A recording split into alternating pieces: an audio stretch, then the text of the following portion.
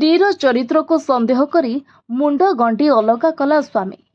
Jaleswar block Raibania ଥାନା ଅନ୍ତର୍ଗତ କାଳିକ ପଞ୍ଚାୟତର ଚାକୁଆପାଳ ଗାଁର ବିଷ୍ଣୁ ପାତ୍ରଙ୍କ ସାନ ପୁଅ ଚନ୍ଦ୍ରମୋହନ ପାତ୍ର 29 ବର୍ଷ ତଳେ ଗାଁ ପାଖ ତେନ୍ତୁଳାରୁ ଯଦୁ ହାଂସଦାଙ୍କ ଝିଅ ଜୟନ୍ତୀ ପାତ୍ରକୁ ପ୍ରେମ ବିବାହ କରିଥିଲେ।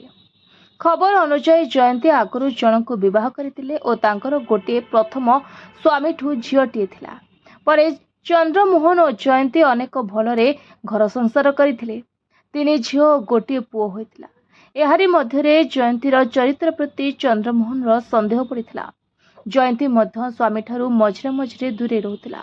ଜୟନ୍ତୀର ସ୍ୱଭାବ ଓ ଚରିତ୍ରକୁ ନେଇ ପାରିବାରିକ ଅଶାନ୍ତି ବଢ଼ି ଚାଲିଥିଲା। ଏପଟେ ପିଲାମାନଙ୍କ ବୟସ ବଢ଼ିବାରେ ଲାଗିଥାଏ। ବାପା ମାଙ୍କ ଏପରି ଝଗଡ଼ାରେ ପିଲାମାନେ ମଧ୍ୟ ଯେ ଯାହା ବାଟ ବାଛିବାରେ ଲାଗିଲେ। ବଡ଼ ଝିଅ ସମୃତା ବେଶ୍ରା ଓ ସାନ ଝିଅ ଅମୃତା ହେମ୍ରମ ପାଖ ଗାଁ ଗରିହା ବନ୍ଧରେ ସାନ୍ତାଳ ସମ୍ପ୍ରଦାୟରେ ବିବାହ କଲେ। ପୁଅ ମଧ୍ୟ ବାହା ହୋଇ ଘରଠୁ ଦୂରେ ରହିଲା। ମଝିଆ ଝିଅ ନମିତା ଭଦ୍ରକ ଜିଲ୍ଲାର ବିବାହ କଲା।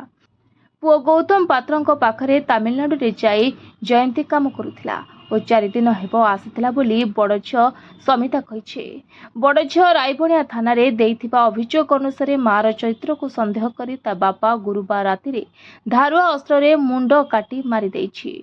ତେବେ ଚନ୍ଦ୍ରମୋହନ ରାତିରେ ତା ସ୍ତ୍ରୀକୁ ହତ୍ୟା କରି ଶୁକ୍ରବାର ସକାଳେ ରାଇବଣିଆ ଥାନାରେ ଆତ୍ମସମର୍ପଣ କରିବାର ଜଣାପଡ଼ିଛି।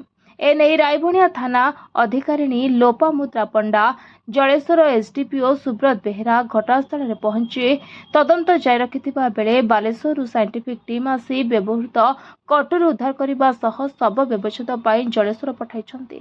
ଘରକୁ ଲାଗି ଚନ୍ଦ୍ରମୋହନଙ୍କ ବଡ଼ ଭାଉଜ ରୁହନ୍ତି। ସେମାନଙ୍କ ସହ ପଡ଼ିଶା ଘର ମଧ୍ୟ ଏନେଇ କୌଣସି ଟେର୍ ନ ପାଇବାରେ କହିଛନ୍ତି। Bureau report, voice of Odisha live.